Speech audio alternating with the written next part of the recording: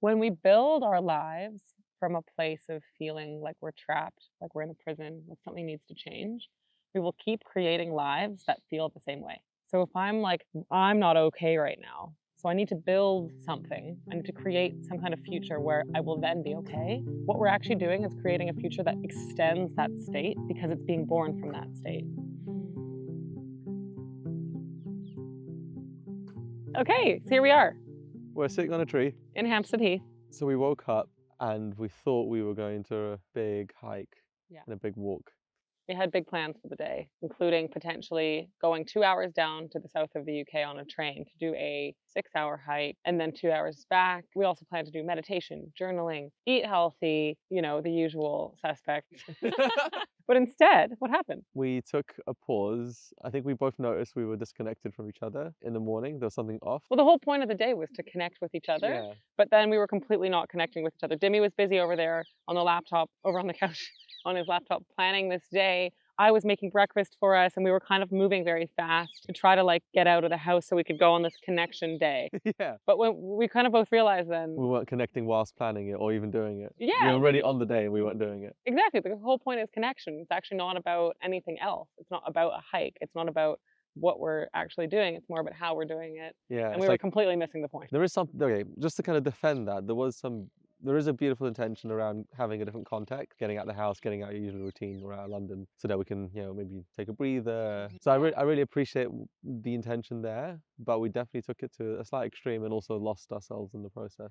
Yeah, I remember seeing like the sun in the sky, and it was kind of where it was in the sky to me indicated like, oh, it's not early in the morning anymore. It's kind of getting late. So I Yeah. felt a pressure. I was like, okay, well, let's do this all at the same time. Let me help you with this, and you help me with this, and let's get the bags and let's get going. The day is like we're on a timer, and like we don't have time, and just the whole energy of it was very fast and quite like disconnected from each other, which is literally the whole point of the day. Yeah. And at one point when we realized this, I feel like we both almost like laughed and then slowed down. Slow down. And Dimmy suggested we do a heart practice. What a heart practice is basically, should we do an example right now? So Dimmy and I did a retreat earlier in the summer called the Embodied Heart. And ever since then, we've gained some new tools of essentially learning how to be present with ourselves, with our emotions, and with each other. And our heart-based practices that we've been doing sort of allow us to be in each other's presence, but mainly being in our own presence in the company of another without abandoning our experience. So it sort of teaches our nervous systems and ourselves that it's safe to be all of me with you. I don't have to leave me to be with you. I can actually like meet myself and feel myself here in a specific practice. So this isn't like in daily life, this is in this container. But then by practicing this, being all of me with you in this container, I can then actually bring parts of that out into the world. So it's teaching us how to feel and be ourselves. The thing I really like about the practice, we get to just sit opposite each other and it's at least 5, 10, maybe 20 minutes of just like intentional sitting, listening and being truthful. And in that truth, some of the things that came up were, I'm really tired. Whoa, I'm so tired. I feel like I need to do something to impress, or I feel like I need to be something right now. And then once we were able to express those and actually hear them, and it's not really about the other person, it's kind of hearing it for yourself. We're both very exhausted and we actually hadn't slept enough. And so what happened straight after? We had a nap. We had a It nap. was immediate. I think these heart-based practices where we're sitting, like Demi said, sitting, like looking at each other in the eyes and just being in our own experience in a very slow way, allow us to interrupt the fast pace of life. And we end up shifting from sympathetic mode to parasympathetic mode. So our body goes from like fight or flight to rest and digest. And we literally are both struggling to keep our eyes open, looking at each other, like continuing the practice, waiting for the timer to go off. Well, not waiting, but in the practice, knowing the timer will go off soon. And just like our eyes are slowly starting to close and we're both like, holy, it is a fight to stay awake right now. So immediately when the timer went off, we just had a nap. And it had only been like an hour. Like it was like an hour after we woke up. We woke up, had a shower, had breakfast, did this practice, and then went back to sleep. And I've never napped. I don't nap. I nap like once a month, maybe twice a year. I mean, really rarely. Crazy circumstances. And so you're like napping, no so... eye mask, no earplugs. It's just like an actual raw dog nap. Yeah. No eye mask. Yeah, on the couch, no blanket. Like just Beautiful. totally My body was like, rest now. It went from us like thinking we needed to go do all this stuff in order to connect to like, wait, we're connecting right now. It makes me think, how much of my life do I live from this place where my mind wakes up and it's got this kind of, beautiful energy, but also quite intense, like need to do this, this, and this. Okay, what's my to-do list? What do I need to do for work? What are the things I need to do to be okay? It's quite a driving force. My thing I keep telling myself is I'm actually deeply fatigued, but I'm running on quite a lot of anxious energy all the time. Yeah, I'm not allowing myself to rest, but I'm constantly living from this kind of high energy place. And I think for me, what this experience has really helped with, since we woke up from the nap, the rest of the day has just taken such a different course than what we had initially planned. Instead of this big adventure going so far on the train for this big hike, we ended up just packing a little backpack with some little cards that I've made that are like question cards. So Demi and I can pull questions out of a bag and ask each other curious questions or do little challenges, things that I've made before. Yeah. Packed that in the bag and our journals and just put on like clothes to go for a nice walk and just took the tube to a local park and have just been wandering around the park. Had a nice stop at a cafe, got some snacks and just slowed down. And the cool thing is this whole time, honestly, this whole time since then, I've felt so much more present, at ease and connected with you and with myself. And before, I was feeling like not enough. I was feeling pressure. I was like, we need to get out. Like, what are we going to talk about, Dimmy? I'm nervous that I'm not going to have good things. Like, I was in this totally different headspace, whereas now I'm just like at ease completely and just present. And actually, everything since then has been connection. Like, there's no waiting to connect. We've just been connecting. One thing that feels really important about shifting from living from the mind to living from the heart, or from living like a very fast-paced existence to like slowing down. For me, when we were biking to the tube today, a really interesting example happened when our original plan would have put us in like hurry up and get to the tube mode, but our new updated experience was like, we have nowhere to be. We're already getting what we need. We're just vibing. Yeah. We ended up biking through the Broadway market and found this busker who was just such a vibe. He had this bright red guitar. He was like absolutely rocking, playing Johnny Be Good. And we both just were like, oh my gosh, this guy's hilarious. He was going up to all the people, interacting, dancing. We popped off our bikes and just danced with him for a minute. And then he was like, do you guys want to pop on the mic? Yeah. And we were like, wait, what? So we ended up doing a freestyle rap on the mic with this busker on Broadway market, which is hilarious. But if we had, to me, it was like such a highlight of my day. But if we had been in that rush mode, we wouldn't have even probably seen this guy. We also took the long route to get to the tube. We took the route that brought us through the parks. Versus, I think if we had been in that fast mode, like hurry up and get there, we would have taken the more direct route and not wanted to stop. I just think it's so interesting, right? Because when we're in that fast, hurry and do the things mode, we actually miss the whole journey. Yeah, all the beautiful bits. Yeah. Which is the life. Which is That's life. You miss life when you're aiming for a destination. Whilst we were cycling through the park, there was the Sunday market that was on in Victoria Park, and there was a bunch of like crowds of people around us, and we were going really slow on the bikes. And I kind of slowed down because of the people. I just remember thinking, like, once upon a time, I would be like cycling through this park with my like cycle racing stuff on, trying to get to the group ride that I was inevitably late for. And crowds would just appear as obstacles. So to me, that crowd was an obstacle. I was like, get out of my way, there's people, people in the way. Whereas in this moment, the crowds were just like pleasant people watching opportunities. I was like, oh, company. Yeah. And we were just like slowly meandering, really slowly, like holding hands on the bike, just like making our way through, nowhere to be. And it was so enjoyable, which is the opposite of when we're running late, and trying to charge through the crowd. So much nicer. It's a way more nourishing pace of life to live at. One thing I am conscious of is the sunset will probably happen in the next few minutes. Should we try find it? So / walk? What do you think? This is happening. We're going to chase the sunset. Happening.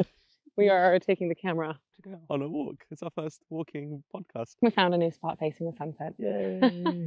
I have a new thing. Yes. So Demi is officially the gua shaman. So the thing I'm holding right now is this jade implement that's got smooth edges of various different shapes and curvatures, and it's used, I believe, to like massage your face and cheeks. That's the purpose and intention. And palms and whatever else. It's a really pleasant looking stone, and I've just fallen in love with it. Give you a palm. Yeah. Gua sha. Yeah. Gua sha. Gua sha. So sweet. Okay, here's a question. Yeah, go ahead. What's something that's special or unique to our, like that we feel is maybe normal to us, but special to our relationship? For example. Yeah, I have so many examples. For example, like us talking about and arguing through our parts. We're aware of our inner children, And sometimes we embody them, and I'm like, oh, there's a protector here. You know, oh, your protector and my protector are fighting, Yeah. rather than we're fighting. It's a really good example because for us, it's like there's no other way we could really talk about it. This is, of Yeah. course, this is our dialogue. But yeah, I see that would be maybe not normal for others. Yeah. I think, well, what I thought of immediately was our like public displays of silliness. Yesterday we were in a cafe and there was like a pole in the middle of the cafe and we were just like wrapping around the pole, dancing with each other, like going Yeah. up and down under each other's arms on the pole, and like it Yeah. was so silly that the cafe owner like took a video of us being stupid. And then Yeah. same with today, coming up through Broadway Market, stopping our bikes and like dancing with this busker and then Yeah. singing on the mics with this busker. To me, that's us. That's like so normal for us to just be silly and all over the place. And like, you know, I'm just thinking of it when we were in the Bahamas at the pool and everyone's like calmly laying by the pool and Demi and I are doing like a flip competition with all the kids. Yeah, so this is like a private club, really like Fancy, nice. The pool is there to look at, not Yeah. to play in. Sometimes the kids play in it. And then there's me and Ivy having a diving competition. Yeah, and with all of the kids, and everyone gets all super the kids, involved. we started it, and all these kids came out and joined us, and then there was one woman Who's who a was like a professional diver, professional yeah. diver back in the day. And she was like, probably "Thank you like for diving 60 with years me," because old. nobody else does. And we're like, "Yeah." Yeah, and then some of the dads of the kids also joined us, and we had like this whole splash competition. Yeah. But that was because Demi, you like dared me. You're like, do a flip, and I was like, only if you do one with me. And then we started, and then suddenly it became this whole thing. It's just hilarious. Yeah. I love that for us. Yeah. And I also, by the way, would not have it any other way. What's something that like only we are aware of, like not something that's visible, obvious, like externally. When or if we argue, which is rare, of course, on many occasions recognize that we're actually arguing from parts of us rather than all of us. To describe it more simply, it's just like a frame of understanding humans that we both follow and understand and now use to communicate with each other and understand each other. It's probably not one that most people have. Most people wouldn't know internal family systems or parts work. Yeah. But we both do, and we communicate using that framework all the time. Yeah. It really helps us. If my inner teenager is activated or if my inner child is activated, that means something for Demi and I. When when little Ivy is running the show, is taking the driver's seat, usually I feel not seen, I feel misunderstood, I feel there's like a predictable set of feelings that I feel like that come online when little me is in the driving seat. That when I say Demi, little Ivy's running the show, he understands. Versus with Demi, same thing. If Demi's like, oh, a protector is here, I understand what that means. It's like, oh, okay, you need me maybe to give you some space. It just has like it has a meaning that I think most relationships may not. I think it gives more opportunities and options for like engagement or like how we can interact, instead of, I guess, being like you're being unreasonable and shouting and arguing and being stuck there. It's like two groups navigating each other rather than you're either good or bad and nothing in between. Yeah, it's just like understanding each other's nervous systems and patterns and protective patterns that we developed at earlier stages in our lives that still come on and run the patterns just play out. We freestyle rap our emotions and our like life context quite often. Even today, when we were about to leave the house, we ended up putting on a beat and just went for maybe 10 minutes about how Demi's been feeling, and then Demi at some point switched it to what's going on for you, and it went about how I'm feeling. So we literally freestyle rap our feelings. Should we do one right now? Yeah. What are you gonna do with this? Just chuck on a beat. Oh yeah, sick. Okay, here we go. So this is gonna be a demo. Yeah. We're sitting in Hampstead Heath Park. The sun is going down, starting to get dark. Oh, getting dark here in Hampstead Heath Park. I'm feeling like I'm cold. My fingertips are gnarly. I'm holding my gua sha. Barley. Skibbity boop boop up. Get the flow. Demi's been feeling quite low here in London. In the transition from one career to another, I have nothing that I'm holding on to. Things feel like they're asunder. Feel like they're going under. Feeling like I'm going under. He feels like he's going under. What are you going under? Well, if he was to ask me, I'd say he's going from living life in the passenger seat of his nervous system. His roots are starting to dig down deep into the ground. He's finding himself in the ground. Not up here he is found. No, I'm going on. I'm trying to rhyme. I'm trying to rhyme. This happens all the time. It's so annoying trying to rhyme. Oh, she's stuck in her rhymes, but she's always got the flow deep within her. That's when it can become a bit more of a freestyle conversation. Like, what's real here? What are we trying to do? What are we trying to say? What are we trying to get out of each and every day? There's nothing to get sometimes. All that we need is already within us. And actually, some of the best moments I've had is when I've been the most present, either looking you in the eye or enjoying a delicious meal or just learning how to really and truly feel, to be really deep in my present freaking moment. Here's Oh, the thing. We've yeah. been living so much focusing on the future, the future. But actually, what we need to do is just slow the heck down, drop ourselves to the ground and connect to our hearts, because that's actually where we're meant to be living from. Whenever we slow down, we actually connect with each other. Yeah. And that's all I actually really want. What we Actually, want is we're connection. planning a future where we're connecting, right? But why don't we just connect now? Yeah. How silly is that? How silly. So silly. So silly. She's silly. She's silly. But We're that's just silly. her mind trying to keep her safe. Her parts that only know how to move fast and keep going and keep making and creating, keep planning ahead.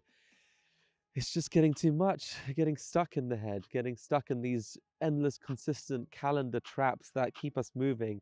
Everything is just perfectly timed to get the most out of each day. But really, all that we want is just to say, slow down, Slow down. slow down. It's a totally new place to live life from when we Yeah. slow down. For me, the key, the doorway to actually being present is truth. Mm-hmm. When we can say what's true right now, what's true right now, what's true right now, we can actually meet all the layers of ourselves, and then you're suddenly here. I want to be the soil that nourishes you, because now I'm in the place of feeling my cup is full. I don't need you to nourish. Like, I don't need so much. I actually want to give. You know how natural that is when our cup is full and we're feeling so content and at peace. And the natural extension is to offer. I've just been like, I need more time, Demi. I need more connection. I need this. I need that. I need to be seen. I need to be known. I need all this stuff. Need. And today I don't feel that. I just feel good. So much easier. Well, all it took was a heart practice and a nap. Here's what I want to say. Okay. When we build our lives from a place of feeling like we're trapped, like we're in a prison, like something needs to change, we will keep creating lives that feel the same way. So if I'm like, I'm not okay right now, so I need to build something, I need to create some kind of future where I will then be okay. What we're actually doing is creating a future that extends that state because it's being born from that state. When I'm feeling connected, feeling at ease, feeling good, whatever I create from this place will give me more of that. To get to that place of presence with our cups feeling full, the key is to slow down and meet ourselves. Do you think that's like, is that it? Is that like entirely it? What? If I just met myself with truth and slow down, all my dreams will come true. And I don't know. I'll stop living out of fear.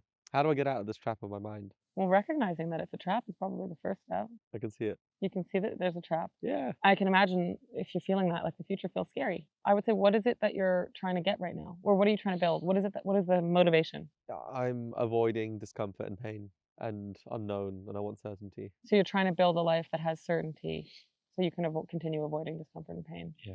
You're going to keep feeling discomfort, pain, and that's going to be following you. Yeah. Forever. You have an idea that something in the future is going to get rid of it. I think that the key is becoming okay with it. How can I actually like allow discomfort and pain? Because what would happen if we could allow discomfort and pain now? Then suddenly the rest of your life doesn't have to be built around avoiding it because you're okay with it. So how can you become like 1% more comfortable in discomfort? How can we become 1% more okay with feeling terrified? How can we literally just be like, I'm scared and I'm allowing myself to be scared, not needing to change it, not needing to run away from it, do something about it, just being like, this is just scary. So meeting whatever's here now and stopping there, not like extending some life plan, like just stop there, meet it. How does that feel to hear? No, that feels good. I like what I take from that a little bit is also just the more short-termism of needs and like what needs to happen. Yeah. I'm kind of like, whoa, what's the next? Like, what's my new life? What's the next chapter? Like, what's the really big questions with not a lot of momentum and understanding. But actually, all I really need to know or want to know, or all I really can know is what do I want to do today or this week, and maybe over the next few months. You know, that's a really manageable decision, and then trust that everything else will unfold from there, Yeah. rather than trying to do like this multi-stage life plan. Yeah, and so just to compare those two, the two options of, let's say, taking some time now to build out the next many months from a place of like, I'm scared and I just want to get some certainty in my life, versus focusing, like you just said, on maybe your today needs, your tomorrow needs. What kind of life do you think is going to be created from either of those avenues? I think today and tomorrow needs feels like it'll be more present and aligned with what's here, and the other one is like a bit more stories and fear and There's like a really big risk of choosing just to meet like the today needs. I think the risk is we don't know where it's going to go, because if I really tune in and meet my today needs, and there's a feeling of wanting to create something. Oh, I really want to work with my hands today. I really want to cook today. We don't actually know where that's going to lead, Yeah. but I would hypothesize that if that is the truth of my being, if it's actually the truth of my being, to just like sit and cook every day, something will come of that. I just have to be willing to risk that I don't know where it's going. See, okay, the thing that butts up against a little bit for me is like this incessant need for having like a overall purpose, vision, and clarity, I know. and all the pieces to fit together so perfectly. It does butt up against that. But I think in the reality, it actually doesn't usually, because if something's emerging organically in your life, that is the place to live from. So it will be your mission. By living today in your truth, you are naturally living your mission. What if the mission is to live my truth every day? That's beautiful. If we just live our truth every single day, you are by essence living your mission. My thing I've been saying to myself a lot lately is my being is love. Really going from a place of thinking my doing is my love. I have to do all this stuff in order to be valuable, to be enough, to be worth it. Doing all that effort, that's what is my love. It's like when you actually realize that me just showing up in the fullness of my being, that is my love. Well, for me, what does that turn into? That turned into me facilitating the other day. That turns into me sending some really nice messages to my friends and sharing weird stuff online that inspires people to be more authentic. That's just my being. So naturally now, my actual mission will start to emerge. You can put some words on it, doesn't need words, but my actual mission, if you look at it, is to help people connect with their authentic selves. Yeah, I get it. It's just going from bottom up rather than top down. Yeah, I was just gonna say that. Instead of trying to top down frame your mission from a very analytical, conceptual place, Yes, yeah. It's go bottom, yeah. like live your mission in just the most authentic embodied way possible, and let it come as an emergent property of Yeah. your just actual Your existence. being. Your being. Yeah, yes, exactly. Let your mission be shown to you through you Through being being. you Yeah. as fully as you can. But it's so easy not to do this. My God.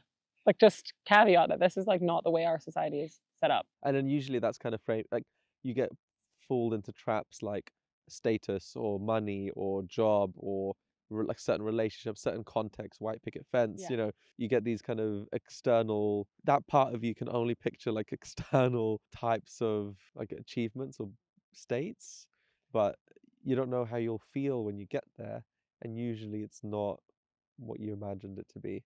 The risk of not going that route, it's pretty terrifying. Like, to be building towards a white picket fence feels a lot safer than to not know. But I feel, and this has been really interestingly shown to me lately, by just actually being myself, what has happened? I've started dancing a lot more. I don't know where that's going. I've started wearing barefoot shoes every day, and like I haven't bought a new item of clothing in a really long time.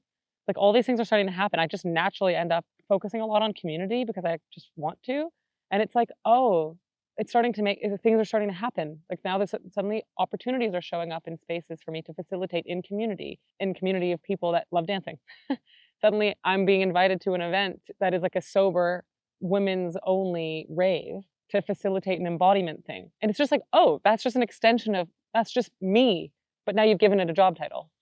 Yeah. What? That's But so cool. And yeah. it's like, oh my God, it's so nourishing, because I'm getting suddenly, after like living this way for a little while, suddenly the opportunities that are showing up are just like nourishing, easeful extensions of my being, rather than me having to like create or mind my way into anything. I love that. Yeah. But it is a risk, because gosh, let me tell you, like, if you had asked what I'm going to be doing in my life, I would never have been able to predict or tell you this. I was supposed to be a doctor or an Olympian. By losing the control, you By gain letting by go, letting yeah. go of the control, you allow for the possibility for your life to exceed any Yes. ideas or expectations you would have ever had for yourself. Exactly. By letting go of our like tight grip on our lives, we actually allow probably the most nourishing life to come forward. And this beautifully reminds me of the only other time where I didn't have a plan or floated or had no idea what was coming next. It was between my second internship at my like an engineering consultancy and going back into fifth year of university, my final year. And I was like, oh my God, I don't know what I'm gonna do. I started like flapping around. I was gonna make this startup or this thing. I was like new product idea. And then came across the business that I then would build and run for 8 years through a Facebook post online. Wow. And it was only because I was available and had capacity. Yeah, because you didn't dive into the mind probably would have told you, "Didn't go back to university or like finish this thing." Mm. But you were more tuning into what was naturally wanting to happen, Yeah. which was, I just want to build a thing. I was trying to, yeah, and yeah, I yeah, just so want to build, build a build a cool thing. thing, I want to build a cool thing. build a cool thing, and like it's just like having space in these liminal places where Mm, you're receptive, curious, and have capacity to mm. follow up. I think that's like so underrated. Yeah, but Rather it than takes me, a lot of it takes trust. a lot of trust, and it's also can be quite unsatisfying or challenging sometimes when things don't always crop up, or they take time, or you're feeling a little bit like me right now, like quite low, or Well, you're like used to deriving a lot of your self-worth through these external like markers of success. You're mm, used to being told that you're like a valid human because you're a co-founder, CTO, blah blah blah. You don't have any of that to show right now. So your whole self-worth internally is being questioned. yeah, That makes sense. yeah, My liminal space moment right now is I was offered a contract to ski coach this winter. That would have been 4 to 5 days a week, essentially a full-time job ski coaching. And this was a bit scary, but turning down half of those days or more. I think I went down from like 75 days to a 30-day contract, left room, like a ton of room for other things, but I didn't know what was going to take the place of those things.